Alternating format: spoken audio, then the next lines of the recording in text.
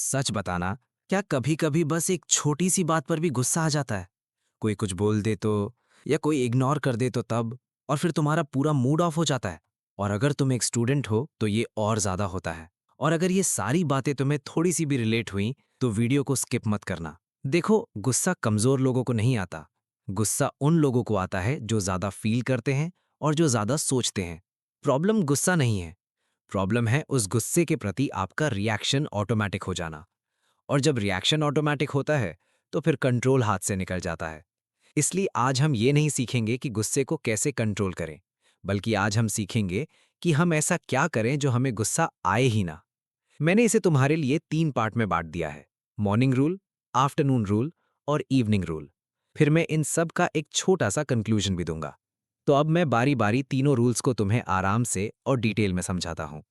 Part 1, morning rule.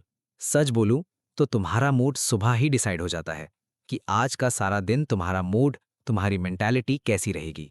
जैसे late से जगना, जगते ही फोन स्क्रॉल करने लगना, और फिर इन्हीं सब चीजों के कारण तुम्हारा दिमाग सुबह सुबह ही थका हुआ महसूस करने लगता है। और फिर इस सिचुएशन में तुम्हें कोई कुछ बोले तो ऑब्वियसली तुम्हें गुस्सा आएगा ही। और इसको कंट्रोल करने का बस एक सिंपल साइंस है। देखो, सुबह सुबह हमारा ब्रेन ऑलरेडी अलर्ट मोड में होता है, तो उठते ही सीधा फोन मत उठाओ। बस 3 बार गहरी सांस लो और मन में बस इतना बोलो कि जो भी होगा सब अच्छा होगा। मैं हर सिचुएशन में एकदम शांत रहूंगा। आज मैं बिल्कुल भी गुस्सा नहीं करूंगा। बस इतना ही। और ऐसा बोलने से तुम्हारे ब्रेन को पॉजिटिविटी मिलेगी, जिससे तुम्हारा सारा दिन अच्छा जाएगा। Part 2, afternoon rule.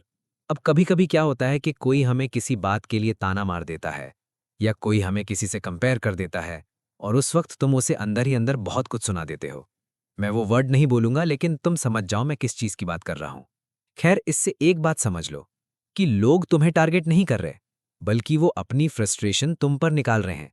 और जो बंदा खुद शांत होता है वो दूसरों को डिस्टर्ब नहीं करता। सो नेक्स्ट टाइम जब भी तुम्हें कोई ट्रिगर करे तो उसे रिप्लाई मत देना, बस उसे ऑब्जर्व करते रहना। थोड़ी देर में वो खुद इनसिक्योर फील करने लगेगा और खुद वो शांत हो जाएगा। फिर वो कभी तुम्हें ताना मारने के बारे में नहीं सोचेगा। एंड ट्रस्ट मी, ये ट्रिक बहुत काम करती है। Evening rule. अब बस एक चीज बची है, सबसे डेंजरस, और वो है ओवरथिंकिंग।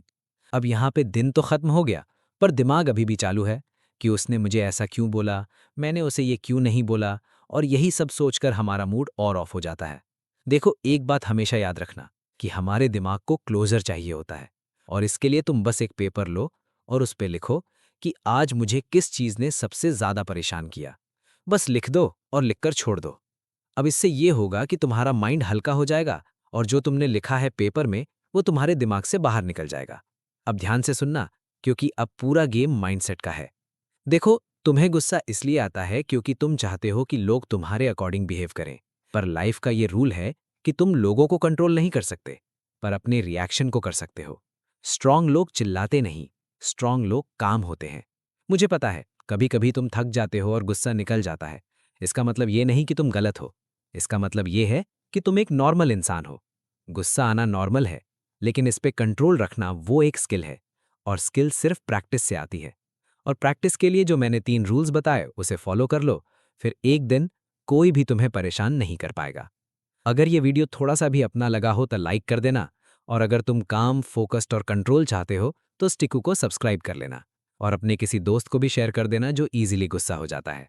मैं हूं स्टिकू, और ये है आपका चैनल स्टिकू। Simple lines, strong growth. धन्यवाद।